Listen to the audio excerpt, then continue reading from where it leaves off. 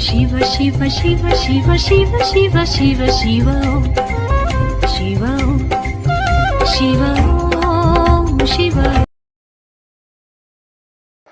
அனைவருக்கும் நல்வாழ்த்துக்கள்.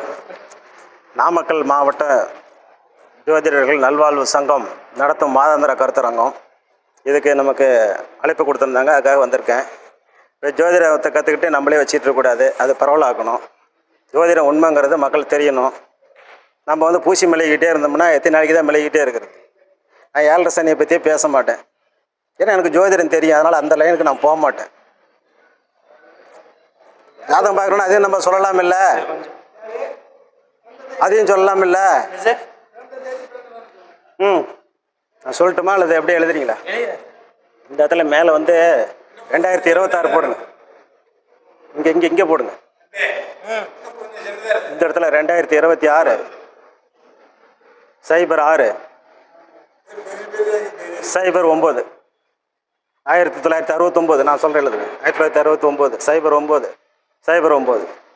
இது அப்புறமேல கழிச்சு போட்டுக்கலாம், கீழே கூட போட்டுக்கோங்க. திசை இருப்பு புதன் திசை, இங்கே இங்கே எழுதுங்க. புதன் திசை 3 வருடம் 5 மாதம்.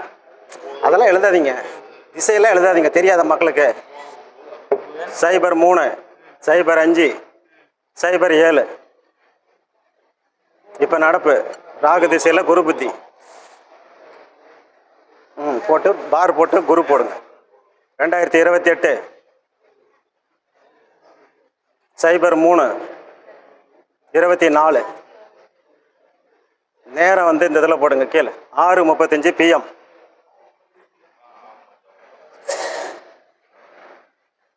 இந்த இதில் வந்து கரூர் KRRன்னு போடுங்க. RR போடுங்க போதும். இப்போ கட்டம் சொல்லணுமா அல்லது எழுதிடுறீங்களா? சரி, அவர் எழுதிட்டு அதுக்குள்ளார சில கதையெல்லாம் சொல்லிகிட்டு இருக்கிறேன், கேட்கலாம். இப்போ வந்து ஒரு 15-20 நாளைக்குள்ளார ஜாதகம் பார்த்த வகையில் சில விஷயங்கள் சொன்னால் அது ஆமான்னு சொன்னதுனால உங்கள்கிட்ட நான் சொல்கிறேன். இதை நம்ம சொன்னோம்னா அது எப்படி இருக்குன்னு பாருங்கள். வேறு ஒன்று சொல்ல வந்து அது அப்புறம் இதை சொல்லிட்டு தான் அதை சொல்லணும். எது முந்தணும் எது பிந்தணும் இருக்குல்ல. அதாவது ரிஷப லக்னம். ரிஷப லக்னத்துக்கு லக்னாதிபதி சுக்கிரன் வந்து 12ல் போய் உட்காந்துருக்கிறார். அவர் கேது சாரம் கேது 2ல். அந்த அம்மா வந்தாங்க, நான் சொன்னேன் கொஞ்சம் கேஸை வந்து ஆஃப் பண்ணுறது கொஞ்சம் கவனமாக ஆஃப் பண்ணுமா, இல்லைனா வந்து அடுப்பில் வைக்கிற பொருளை தீஞ்சு போய்டுன்னு சொல்லி சொன்னேன். 40 முட்டையை வச்சு பற்ற வச்சுட்டு பக்கத்து வீட்டுக்கார அம்மாக்கிட்ட பேசிட்டு வரும்போது 40 முட்டையும் எல்லாம் தீஞ்சு போச்சு. கரூரில் தாந்தோன்றி மலைன்னு ஒரு கோயில் இருக்குது, அதுக்கு பக்கத்தில் டாஸ்மாக் இருக்குது. டாஸ்மாக் பக்கத்தில் 6வது கடை அந்த அம்மா கடை வச்சுருக்குது. ஒரு உதாரணத்துடனே ஸ்ட்ராங்காக தான் அந்த பதிலை சொல்கிறேன் நான். அப்போ 40 முட்டை அது தீஞ்சு போச்சு. இது எப்படி நம்ம எடுத்தோம்னா, ரிஷப லக்னத்துக்கு லக்னாதிபதி சுக்கிரன் எங்கே போயிட்டாரு? 12ஆம் இடத்துக்கு போயிட்டாரா? சாரம் கொடுத்தவர் கேது சாரமா? கேது 2ஆம் இடத்துல நிற்கிறாரா? அது வந்து காற்று ராசியா? வெறும் காத்தா கேதோட கலந்த காத்தா? அப்போ வந்து கேஸு. அப்போ கேஸ் அடுப்பு 12ஆம் இடம் ஞாபக மறதி. ஞாபக மறதியில் நீங்கள் வந்து இது மாதிரி ஆயிடுச்சான்னு கேட்ட உடனே அந்த அம்மா எஸ்ஸு அப்படின்னு சொல்லி சொன்னாங்க. அவங்களுக்கு இதை ஆச்சரியப்படுறதுக்கும் மிகப்படுறதுக்கும் அவங்களுக்கு தெரியல, பாவம். இம்ப்ரெஷனை வெளியில் காட்ட முடியல. இதெல்லாம் நீங்கள் எப்படி எடுத்தீங்கன்னு சொல்லி அவங்களால காட்ட முடியல. பட் நம்மளால் முடிஞ்சது அதை இப்போ உங்கள்கிட்ட பகிர்ந்துக்கிறேன். எப்படி எடுத்துங்கிறது சொல்லியிருக்கிறேன். ரூல் கரெக்டாக தப்பாக இருந்தால் யாராவது எப்போ வேணாலும் இங்கே கூட நம்ம பேசணுன்னா கூட பேசலாம், ஒன்றும் தப்பு கிடையாது. அவங்களுக்கு எந்த இடம்? 5ஆம் இடமா? 5ஆம் இடங்கிறது வந்து கன்னியா? கன்னிக்கு 4ல் வந்து குருவு. சாரம் கொடுத்தவன் சுக்கிரன் 8ல். உங்களுக்கு டிவி ஸ்பிட்டி காணாத போச்சானே? காணாத போய் 6 மாதம் ஆச்சுங்க, திருப்பி வரவே இல்லைன்னாங்க. கரெக்டு தானே? ரிஷபத்துக்கு 5ஆம் இடம் வந்து கன்னி தானே? அது அவங்களுடைய மகளா? அதுக்கு 4ஆம் இடம் வந்து வாகனமா? குரு அங்கே நிற்கிறார், சாரம் கொடுத்தவர். அந்த 5ஆம் இடத்துக்கு 8ல் போய் நிற்கிறாரா சுக்கிரன்? டிவி ஸ்பிட்டி காணாத போயிடுச்சு. இது மாதிரி ஒரு படம் அடித்தோம்னா, தேங்காய் உடைக்கிற மாதிரி உடைச்சோம்னா தான் ஜோதிடத்து மேலே நம்பிக்கை வரும். அதுக்காக வேண்டி இந்த 2 பாயிண்ட் நான் சொல்லியிருக்கிறேன், சரிங்களா? ரிஷப லக்னத்துக்கு 3ஆம் இடத்துல சந்திரன் சனி சாரம் சனி 6ல். அவர் கோடீஸ்வரன் கார் வந்து என்னமோ ஒரு காரில் வந்து இறங்கினார், கை ஒடிஞ்சு கட்டு போட்டியானே, கை ஒடிஞ்சு கட்டு போட்டனார். பதில் சொல்கிறதுக்கு யோசனை பண்ணக்கூடாது.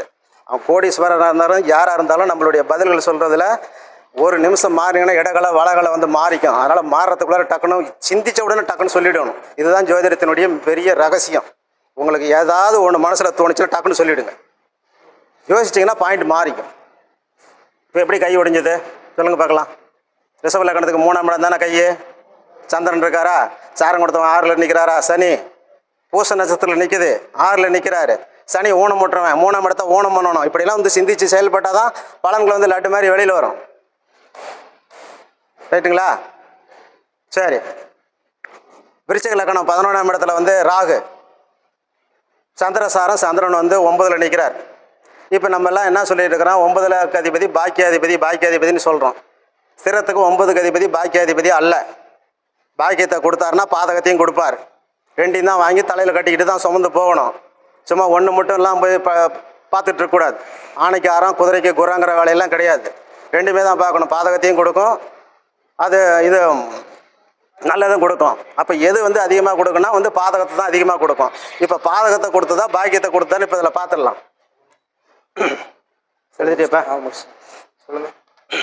சரி.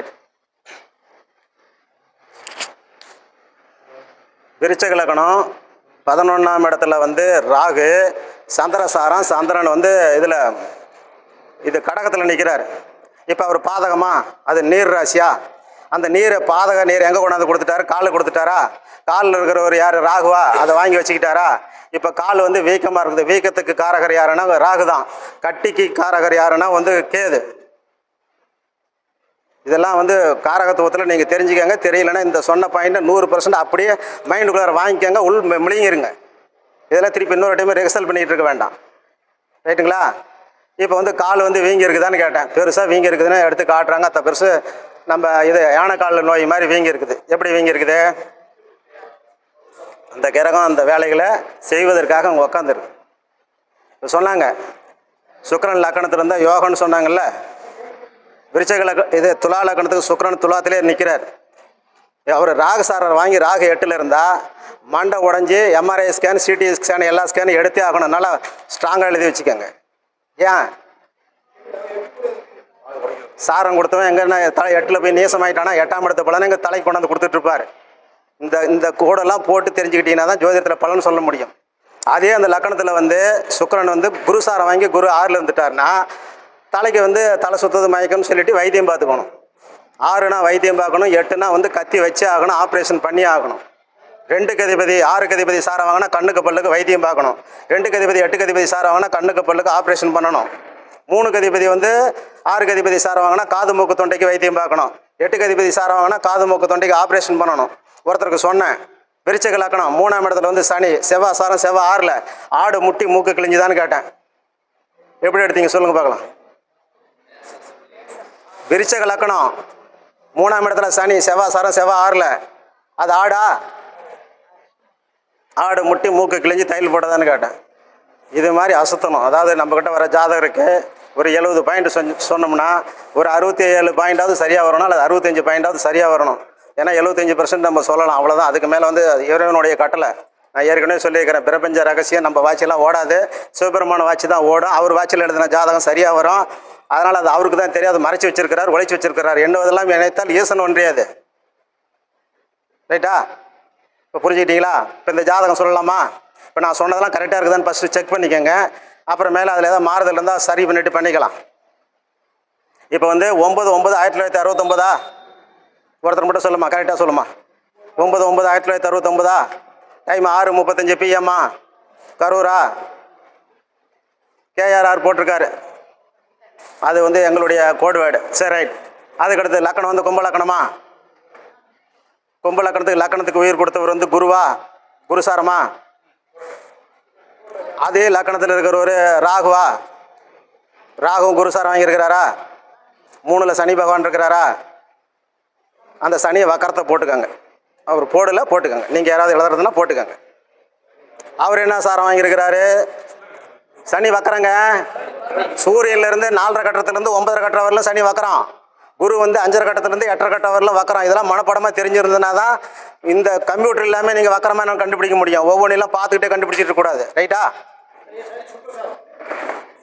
நீங்கள் சொல்லாதீங்க, நான் சொல்கிறது சரியாக இருக்குதான்னு பாருங்கள். சனி சுக்கிரசாரமா? ரைட்டு. அதுக்கு அடுத்தது வந்து அங்கே சந்திரன் இருக்காரா, புதன் சாரமா, சுக்கிரனும் புதன் சாரமா, ஆமாம் இல்லைன்னு சொல்லிட்டு வாங்க. அப்போ ஏதாவது கரெக்ஷன் தான் நான் பண்ணிக்கிட்டேனா தான் அப்போ நான் பேசினா உங்களுக்கு சரியாக வரும். அதுக்கடுத்து வந்து சூரியன் வந்து சுக்கிர சாரமா, கேது சூரியன் சாரமா, புதனும் சந்திர சாரம், குருவும் சந்திர சாரம், செவ்வாய் வந்து புதன் சாரம் வாங்கியிருக்கார். ரைட்டா? திசை புத்தி ஃபஸ்ட்டு புதன் திசை 3 வருடம் 5 மாதம் 7 நாள், அதுவும் கரெக்டா? ராகு திசையில் இப்போ குரு புத்தி 2028 3வது மாதம் 24ஆம் தேதி வரல இருக்குது. கரெக்டா? எல்லாம் கரெக்டு தானே? இனிமேல் பேசலாமா? இப்போ இந்த லக்கணத்துக்கு உயிர் கொடுத்தவர் எங்கே நிற்கிறாரு? லக்கணாதிபதிக்கு உயிர் கொடுத்தவர் எங்கே நிற்கிறாரு? 6ல் நிற்கிறாரா? அப்போ 6, 8 வாழ்நாள் ஃபுல்லாக இவர் அனுபவிக்க பிறந்திருக்கிறாருன்னு ஃபஸ்ட்டு மைண்டில் வச்சுக்கோங்க. சரியா? லக்கணாதிபதி வலுவாக இருந்தால் அதை ஜெயிப்பார்.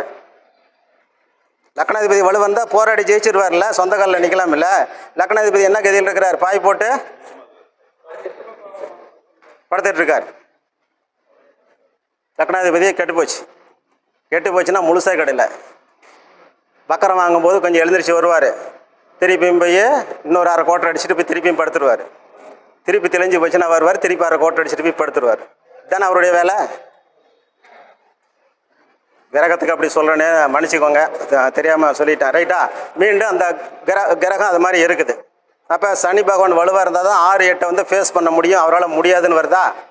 சரி, குழந்தையாவது இவருக்கு சப்போர்ட் பண்ணுமான்னு பாருங்கள். 5க்கு அதிபதி புதன் 8க்கு போயிடுச்சா பாருங்கள். 5க்கு அதிபதி புதன் 8ல், சாரம் கொடுத்தவன் 6ல், 8, 6 சம்பந்தம்.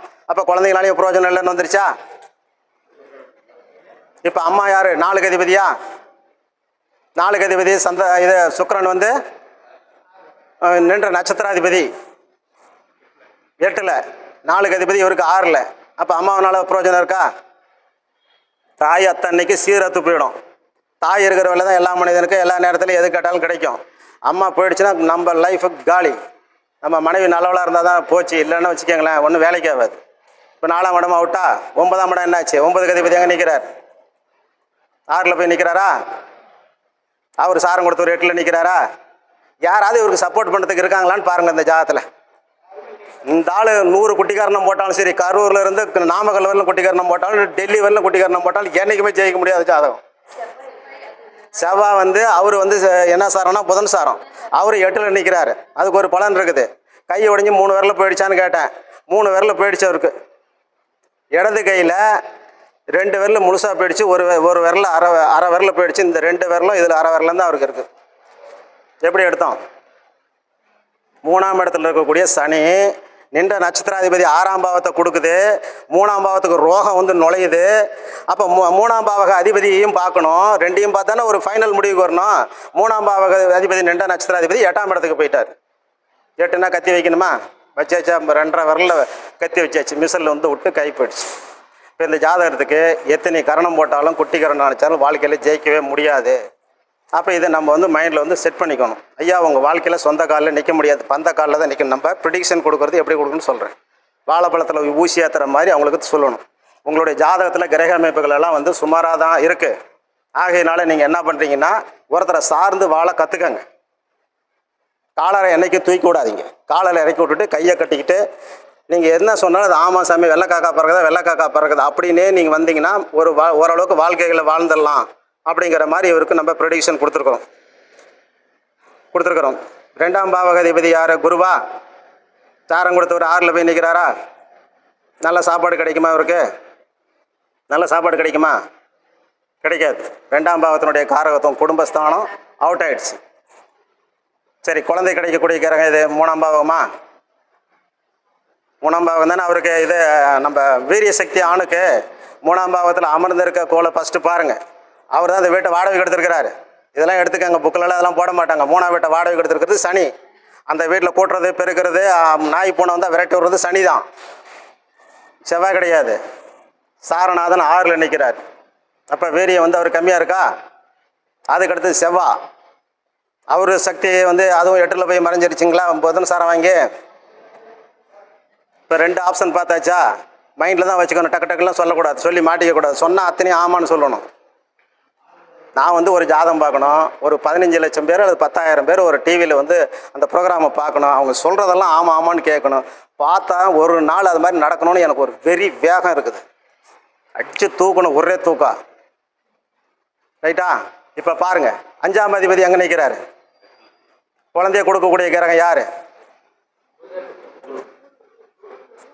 ஆளுக்கு ஒன்று மாற்றி மாற்றி தூங்கிட்டுலாம் பேசிகிட்டு இருக்கக்கூடாது, கரெக்டாக சொல்லணும்.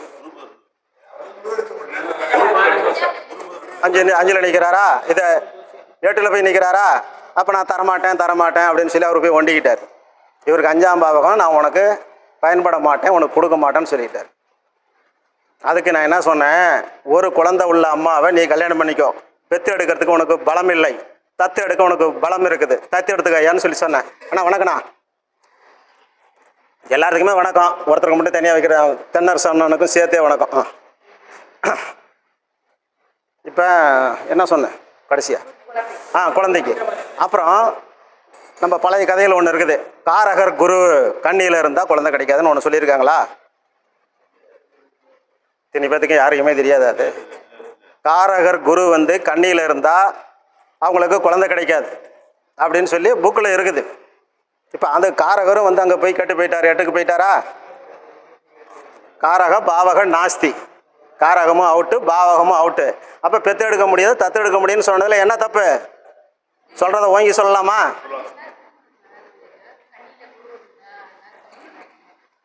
பிற கிரகங்களுடைய பார்வைகளும் சேர்க்கைகளும் தாமதமாக கிடைக்கும், மருத்துவத்தின் மூலியமாக கிடைக்கும். கிடைக்காதெல்லாம் அப்படிலாம் முரட்டுத்தனமெல்லாம் பேசக்கூடாது ஜோதிடத்தில், சரியா? முரட்டுத்தனத்தை கையாளக்கூடாது. இப்போ இவருக்கு பெத்து எடுக்க வழி இல்லை, தத்து எடுக்க வழி இருக்குது. அதுக்கு நான் 5 ஸ்டெப்பு நான் ஆராய்ச்சி பண்ணி தான் இப்போ நான் சொல்லியிருக்கிறேன்.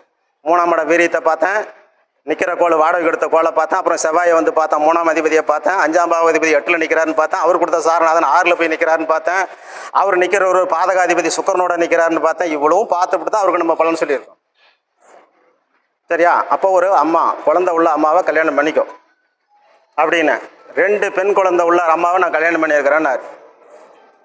அந்த பிள்ளைனால உனக்கு அவமானம் கஷ்டங்கள் உனக்கு வறுமையான்னு சொல்லி சொன்னேன். 5க்கு அதிபதி 8ல் நிற்குதில்ல, தத்து எடுத்துக்கிட்டு அப்புறம் நம்மளுடைய பேரை தானே அந்த பிள்ளை சொல்லும், நம்ம வீட்டில் தானே சாப்பிடுது, நம்ம உழைப்பில் தானே எல்லாமே பண்ணிகிட்டு இருக்குது.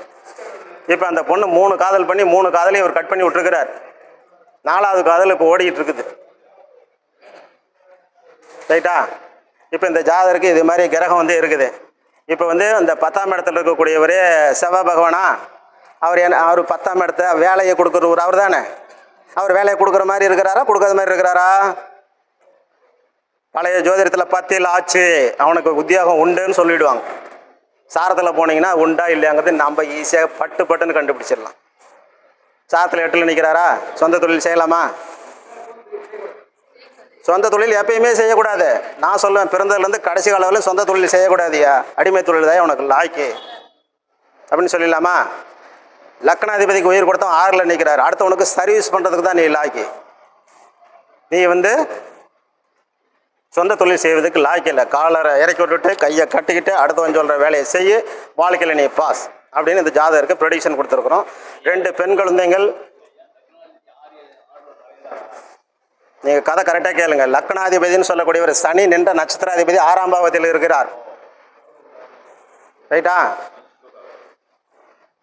அதனால் கதை வந்து கரெக்டாக கேட்டு பின்னாடியே வந்தீங்கன்னா தான் நீங்கள் வந்து பிடிக்க முடியும். விட்டிங்கன்னா அப்புறம் இதில் வந்து ரிவர்ஸ் ஓட்டி தான், ரீவைண்டிங் ஓட்டி தான் நீங்கள் பார்த்துக்க முடியும், புரியுதா?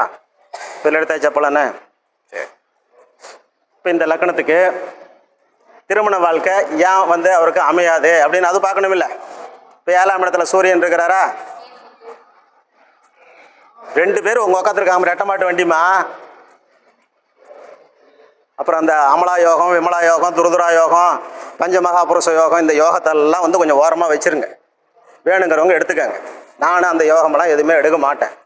இப்போ இதுக்கு வந்து சூரியனுக்கு 2ல் பண்ணுறது சுனபா யோகம், அனபாவகம், மாளவிகா யோகம், எல்லா யோகம் தான் இருக்குது. யோகம் என்ன பண்ணிடும்?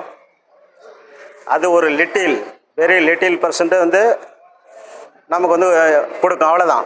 இப்போ வந்து சூரியன் என்ன சாரம் வாங்கியிருக்காரு? சுக்கர சாரம் வாங்கியிருக்காரா? சுக்கரன் 6ல் போய் நிற்கிறாரா? ஓடுகாலி சந்திரனோட போய் நிற்கிறாரா? இவருக்கு மனைவி நிற்குமா? அப்புறம் 7ஆம் இடத்துல கேது இருக்கிறார். கேது வந்து என்ன சுக்கர சாரம் வாங்கியிருக்காரு? சூரிய சாரம் வாங்கியிருக்காரா? கேது மேல் நோக்கி போவாரா, கீழ் நோக்கி வருவாரா? இங்கே தான் நீங்கள் எல்லாம் தெளிவாக தெரிஞ்சுக்கக்கூடிய விஷயம். கேது மேல் நோக்கி போவார், ஆண்டி கிழக்கில் போவார். போகும்போது அந்த 7ஆம் பாவக அதிபதியை கிரகண தோஷம் பண்ணிவிடுவார். அப்போ ஒரு நாள் இல்லைனாலும் ஒரு நாள் மனைவி வந்து பெரிய ஒரு ஆக்சிடெண்ட்டோ விபத்தோ அல்லது ஒரு பெரிய இழப்புகளில் வந்து சந்திக்கக்கூடிய ஒரு அமைப்புகள் அவருக்கு இருக்குது. அப்போ திருமணத்துக்காக முட்டி மோதி மோதி பார்த்து முடியலைங்கிறதுனால தான் 2வது தரமாக வந்து ஒரு பொண்ணு 2 குழந்தை உள்ள அம்மாவை ஒரு கல்யாணம் பண்ணியிருக்கிறார். சரியா? சரி, இவர் எது மாதிரி எப்படி வேலை பார்க்கலாம்?